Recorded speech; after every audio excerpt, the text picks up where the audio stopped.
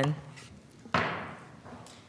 Good evening. This is Mayor Pro Tem Monica Peters calling to order the March 2nd, 2026 regular meeting of the High Point City Council. Today we have with us, Councilmember Tim Andrew, Councilmember Chris Williams, Councilmember Michael Holmes, myself, Mayor Pro Tem Monica Peters, Councilmember Britt Moore, Councilmember Tyrone Johnson, and Councilmember Patrick Harmon. So now we're going to stand up and for a moment of silence in the Pledge of Allegiance.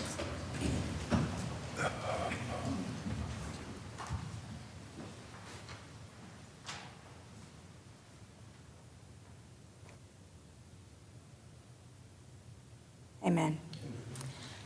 Pledge allegiance to the flag of the United States of America and to the republic for which it stands, one nation, under God, indivisible, with liberty and justice for all. Okay, and today I'm going to come down. I've got a couple of proclamations to read. Oh, sorry. Okay. First, I need to call for a vote to adopt the agenda as presented. Motion to adopt? I'll second. Okay, there's been a motion and a second. All in favor, please say aye. Aye. Any opposed? That motion passes. Okay, well, I guess I was just so excited about these recognitions and presentations, so I'll walk down now and do these.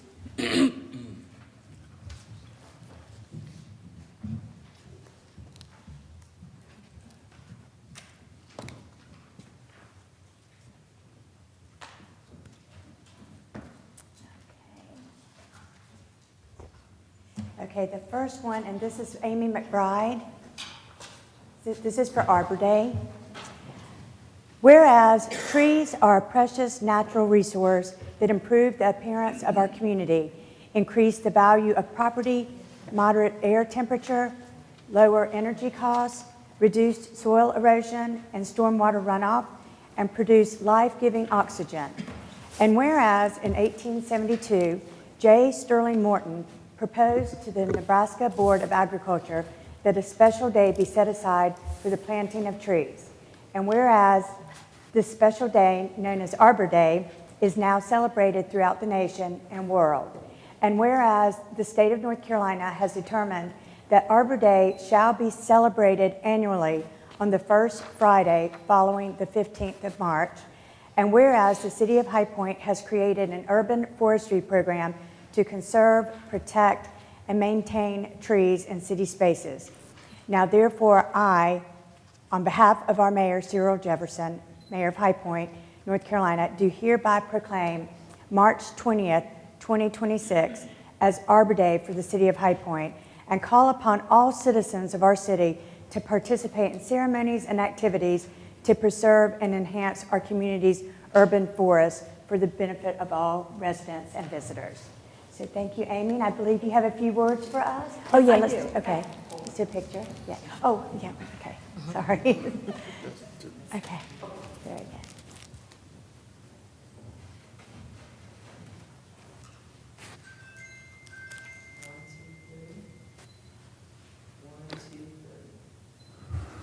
Okay, thank you. Yeah, I think we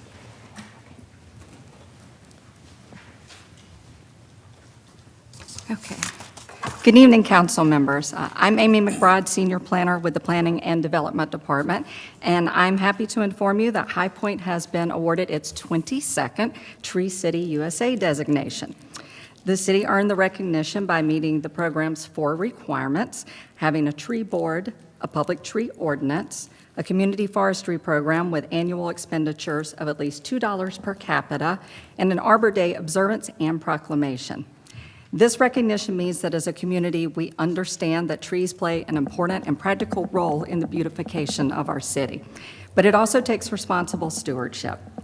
The city's Urban Forestry Committee oversees implementation of our public tree ordinance and the guidelines and standards practices that all property owners are encouraged to follow. This year, with your support, we have continued to carry out several new planting projects, ensuring at least one tree is planted for every tree removed on city property. This past December, we completed our second neighborhood tree planting project, installing 17 new canopy and ornamental trees in the Housing Authority of High Point's Carson Stout neighborhood. And we have a second phase of 18 additional trees that will be planned this coming fall. Our Plant to Remember Memorial Tree Program continues to grow. Since 2010, a total of 140 trees have been donated and planted throughout the city.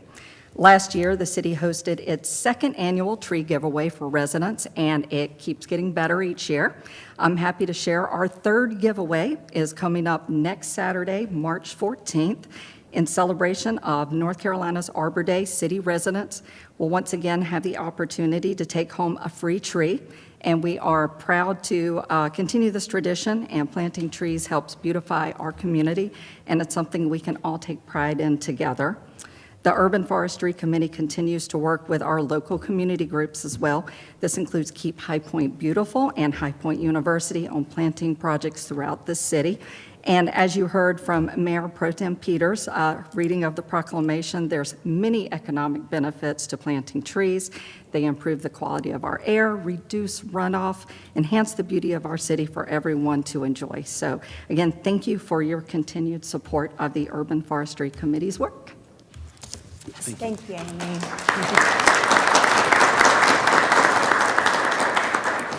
And now if I can call up Dr. Fuller.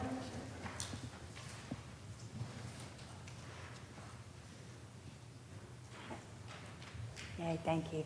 I'll read the proclamation, and then I'm going to invite our city manager, Tasha Logan Ford, to come to have the picture with us, since she's the first woman city manager in the history of City of High Point. So anyway, I'm super honored to be reading this proclamation to you. Whereas Women's History Month is celebrated each March to honor the invaluable contributions of women throughout history, recognizing their achievements in social, economic, cultural, and political spheres. And whereas the origins of Women's History Month date back to 1980, when President Jimmy Carter issued the first presidential proclamation recognizing National Women's History Week, which later expanded to the entire month of March in 1987 by an act of Congress. And whereas women have played a vital role in shaping the history of our nation, from the fight for suffrage and civil rights to groundbreaking accomplishments in science, business, education, government, and the arts. And whereas the City of High Point proudly acknowledges the women, past and present, who have made significant contributions to our community, helping to shape High Point into the vibrant, innovative, and internationally connected city it is today.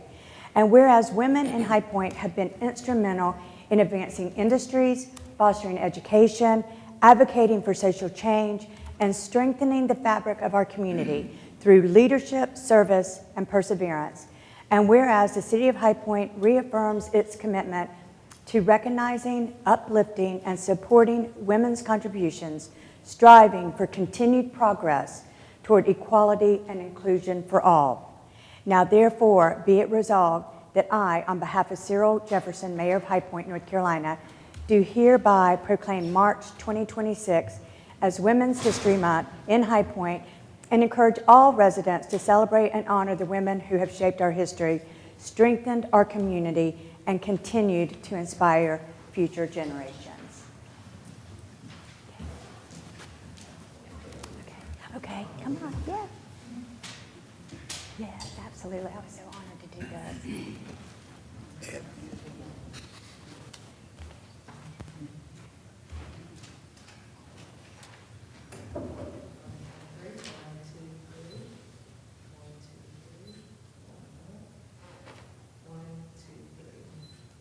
Okay, all right.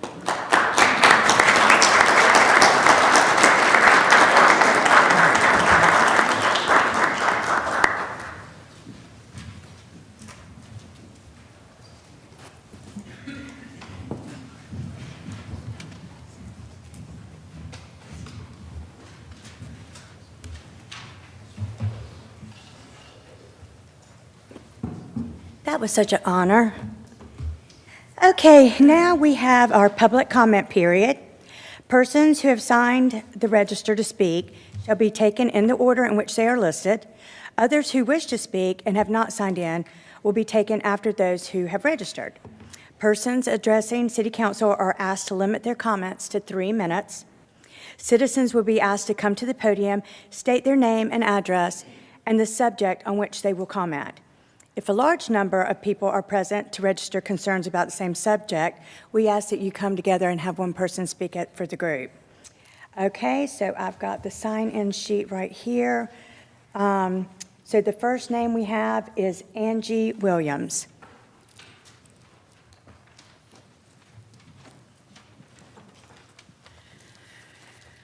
Good afternoon. My name is Angie Williams, and I work for a nonprofit called Operation Excel. We're proud to serve the High Point community in 3 different locations. We focus on after-school programming with academic tutoring, enrichment, mentoring, and social-emotional learning.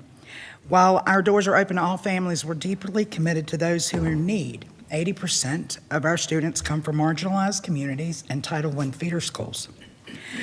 Through our 2 programs, Operation Homework and 3 Steps Ahead, we offer free academic enrichment and social-emotional learning, and they all help to create positive change in Carolina and in High Point particularly. We have 2 areas in which we have measurable data. Student achievement, 100% of our kids who participate in our STEM program have 100% confidence in their abilities to do hands-on learning. 83% demonstrate significant improvements in resilience. We require that our families participate in up to 80% of the programs that their children are involved in, helping them take part in their child's education.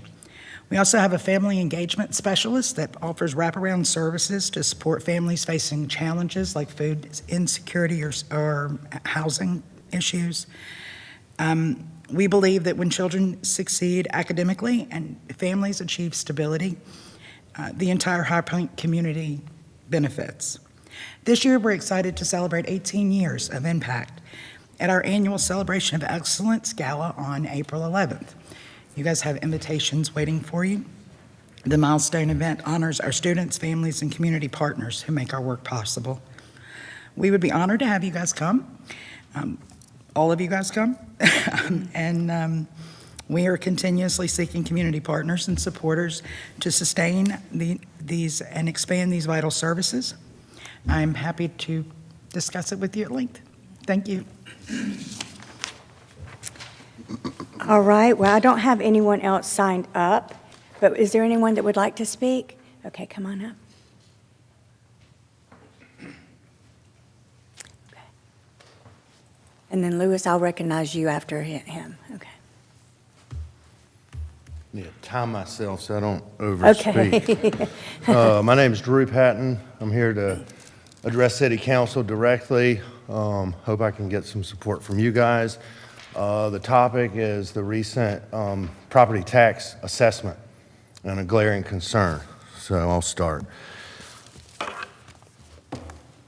We have, the game has changed, but the rules have not. North Carolina is the 3rd fastest growing state in population increase, 3rd in percentage increase, and it's the #1 out of all 50 states in growth for domestic moving from one U.S. state into North Carolina. We're #1. We have seen that inflate our property values, and they tell us we can appeal it. But again, it goes back to the rules of you're appealing it based on a comp, and those are inflated. We can't keep up with supply and demand. I have 3 examples of property increases on a 10-year, 153% increase, 148% increase, and 135% increase on 10 years. Those same properties, a 46% increase in 1 year, a 99% increase in 1 year, and a 72% increase in 1 year. I think those numbers are egregious. think it's unfair to all the citizens. I really worry about the elderly who have worked their whole life and are now in retirement but don't meet qualifications for extra help. And then I also have 3 examples I'm going to give you of 3 properties that were assessed. Exclude the land value and only give you building value. Property number 1, 2,500 square feet, building value $356,000. Property number 2, 3,100 square feet, building value $348,000. $8,000 less with 600 more square feet. Property 3, 3,400 square feet, $260,000. Almost 1,000 more square feet and $94,000 less in building value. Those 3 properties are all right next door to each other. So I'd ask, how do they assess it? And my biggest favor and quest in coming here is that we need to be proactive. The appeals process is not the answer. I think you guys with City Council standing together on behalf of all residents with these egregious increases and fighting Guilford County on these taxes, I would really appreciate that. I've got 20 more seconds. I would encourage we leave Guilford County if that could be discussed again. And then finally, just for the other citizens of High Point, we don't tax HPU on their tax, on their land tax, and I'm okay with that. But they've got 250 acres, it's $37.5 million, it's over $500,000 we leave and walk out the door. It gets passed on to us. Thank you. Thank you. I'm sorry the time's up. Thank Yeah, you so times. much. Thank you. Okay, and next.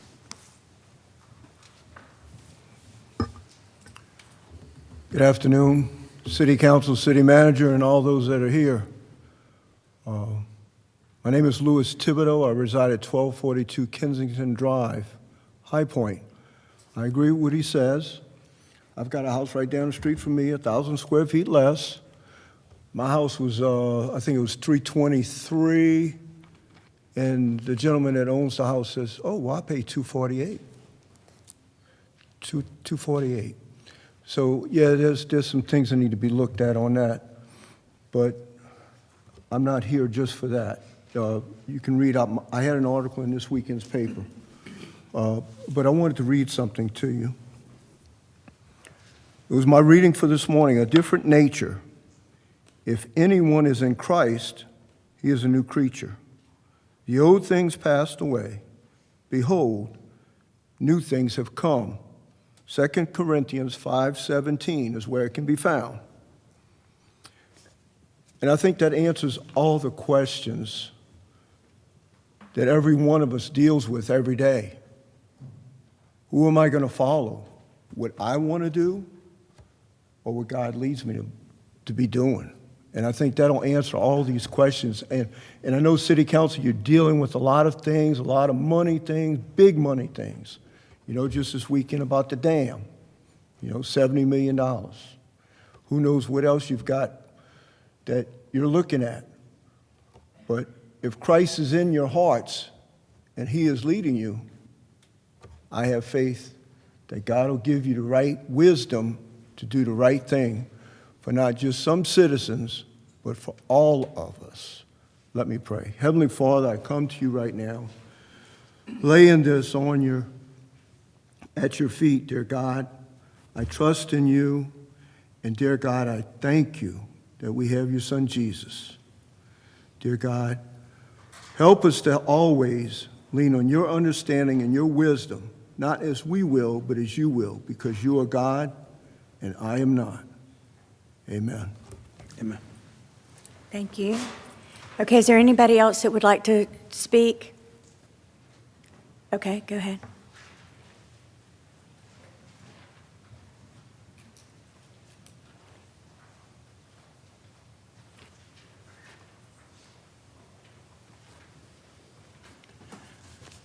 Good evening, Council, Madam Mayor, Lieutenant, Madam Manager of our great city. Tony Collins here. I rise and As the neighborhood president for the South Side, the particular issue this evening is surrounding the creek, the Richland Creek, that we have certain impairment going on there. I was encouraged, I rise to say that I'm encouraged by the article that I saw in the Enterprise in which the city, as Mr. Thibodeau mentioned, around a request for funding for City Lake and the dam. So to our way of thinking, this is the right direction because you're looking for solutions for problems that persist in community. There is one that persists in the South Side, and that is Richland Creek. So I was teasing assistant manager. I said, well, at least you have practice now. You've requested $20 million for the lake, so it would be less of an ask if we clean up Richland Creek. I do, it's a persistent problem in community. I think most are aware, and if you're not, the reason we continue to bring this forward is that the creek runs next to the Recreation Center, Southside Recreation Center. It's there next to Fairview Elementary School. And it's also runs by the Woodlands Teaching Garden that the Southwestern Renewal Foundation, along with City, with Parks and Rec, spent a lot of resources in the past to make it livable for children in our community. Right now with the impaired state, and we realize that at the headwaters there are significant issues that are there. Legacy heavy industrials. We want to address this issue, which is one of 5 that are persistent within the community that I rise to represent a number of people in community. So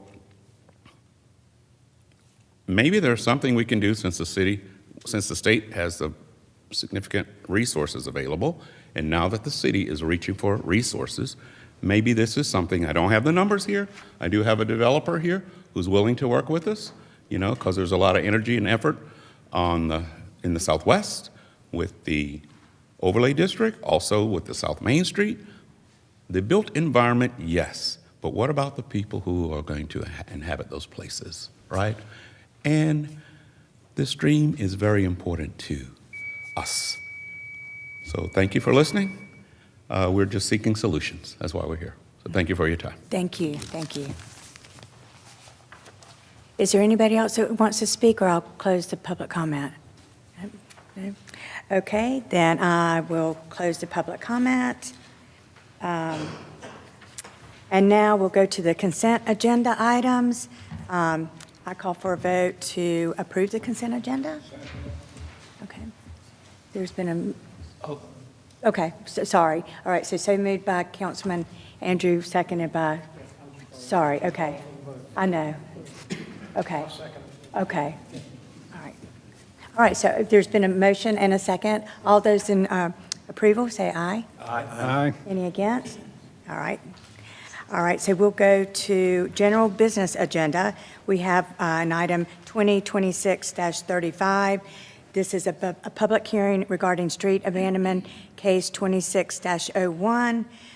So I will open the public hearing for this item. And today we have Herb Shannon, Senior Planner. So we'll listen to you, and then if anybody's here to have a comment.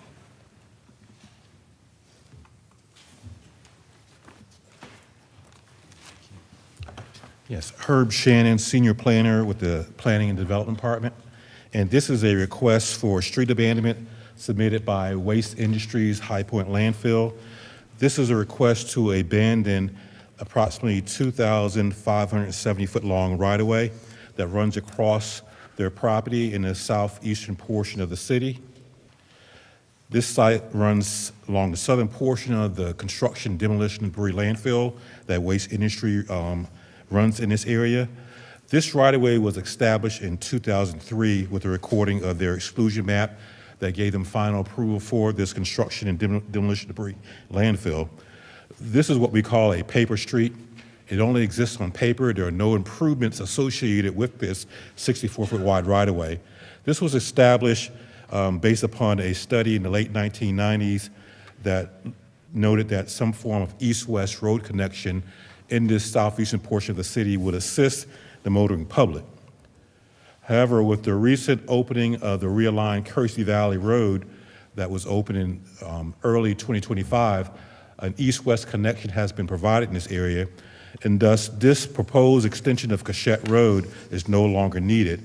The Planning Department took a deep dive into this proposal, and we are supporting this request based upon the following. First, you got that east-west connection, so you don't need this connection. Second, this does not extend all the way to Riverdale Road. There's about an 850-foot gap. So if it were to be developed, there'd be additional land purchases. Also, Cachette Road is a substandard street far as City of High Point standards, so you have to improve another quarter mile of that right-of-way. And finally, there are some significant environmental constraints.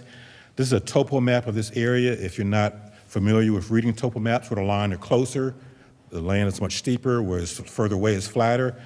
There is a 50-foot drop that you would have to cross a stream in floodplain, and then another 50-foot rise. So there's some significant environmental constraints. So the TRC and the planning staff have reviewed this, and we're supporting this abandonment of this right-of-way. This was reviewed by the Planning and Zoning Commission at their February public hearing, and they also supported abandonment of this right-of-way. And when a right-of-way is abandoned, the city removes all interest, and the land is reverted back to the abutting property owners.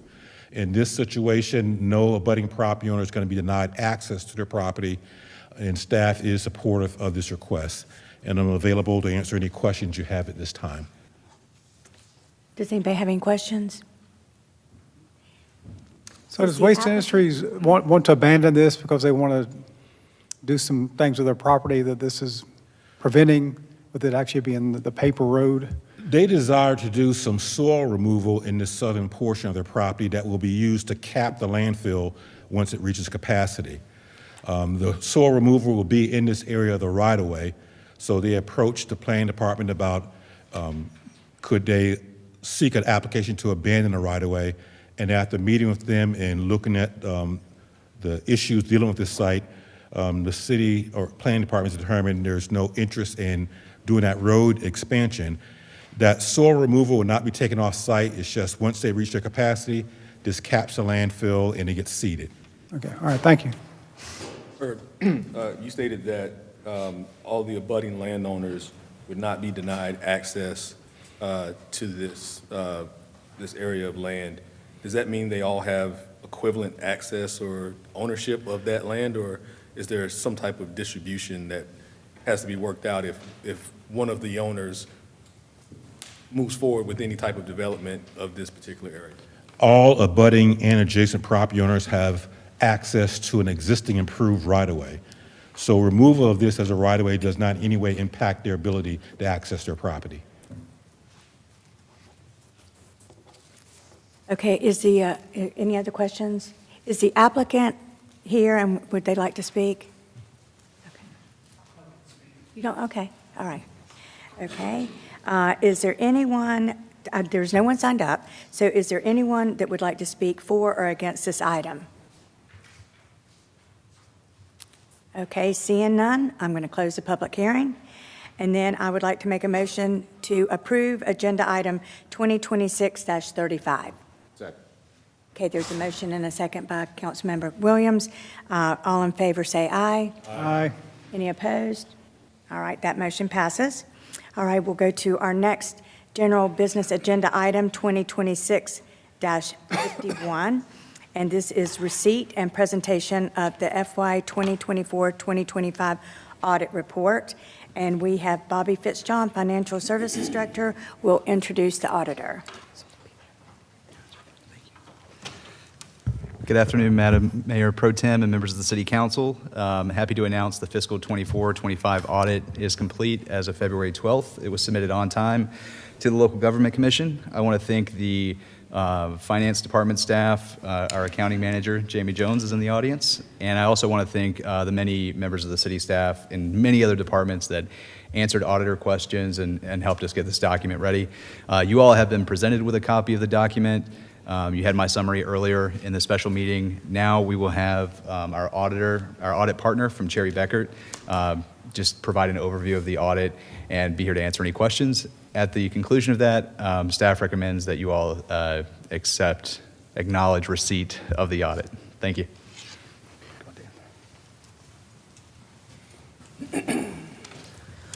Thank you for having me here tonight. Appreciate the opportunity to be able to speak with you all and let you know from a high-level standpoint what the audit results and what we did in terms of our audit testing for the given year. So just going right into it first, I just always like to recognize our team. It takes a number of people to get this audit completed. It's a number of hours and time as we start kind of in the May timeframe and finish now this year in February timeframe. Myself as the engagement partner, Lauren Strope as the second partner reviewer, Haley King is the manager on this engagement, who had been previously the senior on this engagement. And then we introduced a new senior, Alyssa and Malik, as our key staff on this engagement this year. So from an audit standpoint, we audit in accordance with generally accepted auditing standards. We also audit in accordance with government auditing standards, and that's all in which to form an opinion and provide reasonable assurance that the financial statements are free from material misstatement. We also audit the city's state and federal dollars that you spend in a given year. We're auditing those programs on a rotational basis, and we've audited those programs as well from the federal and state purposes. In both cases, we issued an unmodified opinion, which is also known as a clean opinion, and it's the highest level opinion that we can give under our auditing standards. This slide's a long way of just saying, while we look at internal controls and while from time to time we may comment on internal control improvements at the city, we do not provide an opinion on the effectiveness of those internal controls themselves. From an internal control standpoint, we may have something that we consider to be a material weakness, that being control either is not working properly or not designed properly to find material errors in the financial statements, or things that are one less than a material weakness being a significant deficiency, but still important for us to make you aware of. I'm happy to note we had no material weaknesses reported and no reported significant deficiencies either. When I spoke about the federal and state programs, these are the programs that we had audited in this given year. A lot of the state programs were programs that hadn't been audited before, newer programs, and so there was quite a bit more programs than we have on a given year. This year, we looked at the federal transit program as it relates to transit services. We looked at the highway planning construction program from a federal standpoint, the demonstration grant, the state maintenance assistance program, again with helping with your transit services, and then City Lake Park dam replacement. From our audit standards, if we come across any findings as part of our audit that we believe management needs to correct as part of the audit to be in accordance with generally accepted accounting principles, we make you aware of any of those corrected misstatements or uncorrected misstatements, and we did not have any corrected misstatements. We did have some uncorrected misstatements, and most of these relate to the implementation of a new accounting standard. I'll speak about that. Well, I guess I speak about it here so you understand for this point of view, but compensated absences is the new accounting standard that was issued this past year. This just made people look at their sick leave balances that are not paid out, but still have an accrual be posted for it for the more likely than not to be used. So this would be someone that's working within the city who has a large sick leave balance, plans to use it over the next 10 years that they're employed at the city. We're going to accrue for that liability. The cash payout will just be general payroll throughout the years. It won't be any special payment because there is no payment upon termination of sick leave, but it's just an accounting standard that requires that to be considered and accrued on the city's financial statements. That financial statement accrual has been done as a restatement. On the next slide, I'll show you what that number is. But there was just, for the calculation, there was a little bit of a discrepancy between what was calculated by the city and what was reported on the financial statements. And so that is the uncorrected adjustment that was posted here. We didn't feel that these misstated your financial statements in a material fashion that would mislead any of the readers of your financial statements. And so we agreed with management's assertion to pass on these adjustments. And then the last one here that doesn't relate to the compensated absences has to do with the understatement of revenue and overstatement of liability of $750,000 related to grant revenues being recognized for expenditures that have been incurred. The next few slides are just more of a general disclosures we have to give you on a year-to-year basis, so I'll go through fairly quickly, but let me know if you have any questions. Your note 1 is where your significant accounting policies lie. I just spoke about the implementation of GASB 101, which is the compensated absences standard. That resulted in a reduction of your net position at the government-wide level of $12.2 million. Again, has no effect on your fund level statements and has no effect on your general fund balance. From a related party standpoint, we've noted no issues with any related parties, no issues with any related parties that were not already made aware to us by the city. As part of our accounting, we come across anything that we deem to be significant or unusual in nature, and unusual being kind of outside the normal course of a city. We need to make you aware of that, and we noted none. Part of the drafting the financial statements, key issues with that is related to the estimates. So there are a number of estimates within your financial statements as it relates to your depreciable assets, your lease subscription liabilities, and most notably your pension plan, so the cost-sharing plan for Elders and then the single employer plan for Leosa. Those, and then also for other post-employment benefits liability as well. Actuarial assumptions go into those estimates of what is anticipated to be paid out over time. And so we looked at the key assumptions used and noted no issues or no management bias with any of the estimates being used. Financial disclosure are neutral, clear, and consistent. We had no difficulties encountered as part of our engagement. We had no disagreements with management. There were no auditor consultations, so nothing that we needed to consult with anyone outside of our audit team on as it relates to your audit. We received the management representation letter dated February 12, 2026, and that's the date of the financial statements were ready to be issued. There are no management consultations, so no shopping for an opinion with other outside auditors, no other findings or issues, no fraud or illegal acts as of the date of our report, and no events or going concerns that made us believe that there's substantial doubt about the city's ability to continue.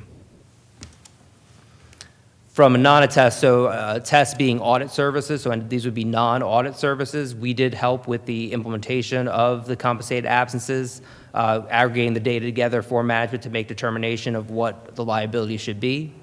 And then we prepared appropriate sections of the data collection form, which is how we communicate with the federal government on terms of our single audit and what the findings were of those single audit procedures. For all the non-attest services, management has the capacity to oversee all those services and make all management responsibilities, which allows us to remain independent while providing those services, and we are independent of the city in all instances. This one is a way to speak about just the various parts of your annual comprehensive financial report. Your notes and financial statements are what we give an opinion on and what we are giving that unmodified opinion on that we spoke about earlier. Your required supplementary information, that is stuff that the GASB feels is important for those to be included in your financial statements, but we do not provide an opinion on that information. Your supplementary information, your budget to actual schedules combining and individual fund schedules in the back of your financial statements, we do not give an opinion on all those individually, but we do say that in relation to the financial statements, they aren't materially misstated. And then the other information, such as your statistical tables and letter of transmittal, we read that information for consistency with the financial statements, and we'll point out if there is any inconsistencies, but we do not provide an opinion on that either.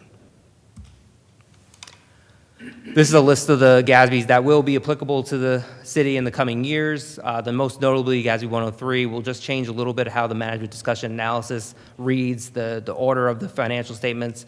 There'll be a little bit more of an emphasis on budget to actual variances. So where you have final to original to final budget changes or final to actual budget changes, variances that you deem to be significant, you'll have to provide a narrative about what those changes were within the financial statements in the RSI section. From a local government commission standpoint, the LGC asked us to look at and help with filling out a report to the local government commission based on your certain statistics within the financial statement. Based on that, they will give an assessment and tell you if you have any financial performance indicators of concern that they deem to be valuable to all cities and counties throughout the state of North Carolina. We found no issues or no performance indicators of concern. You had a budget tax levy, a general fund did not have more than 3% that was uncollected. You have a positive general fund total fund balance. You have an effective pre-audit process to avoid any pervasive budget violations. No late debt service payments or debt covenant issues, and no statutory violations were noted as part of the audit. So with that, I do want to just thank the team here within finance, Bobby, Jamie, Heather, for all their help to get this completed.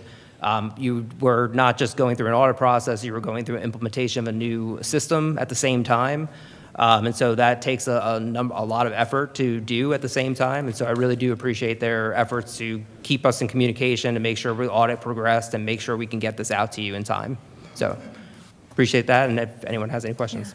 Thank you. We do have a great team, so thank you so much for that. So does anyone have any questions? I have one. Can you give some background to the opioid revenue over and under and kind of Sure. what was involved with that? Sorry, yes, thank you. I did overlook that when I was talking about it earlier. So opioid settlement agreement throughout the state of North Carolina, everyone, mostly counties, but there's some cities that receive some of that funding.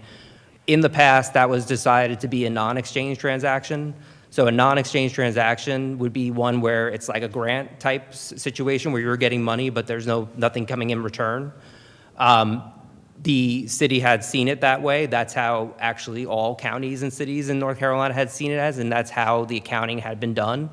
The Local Government Commission came out last year and said that they don't see it that way and that they viewed it as an exchange transaction, that you were signing away your right to future settlements or suing of those pharmacy companies that are part of that larger settlement at the state level.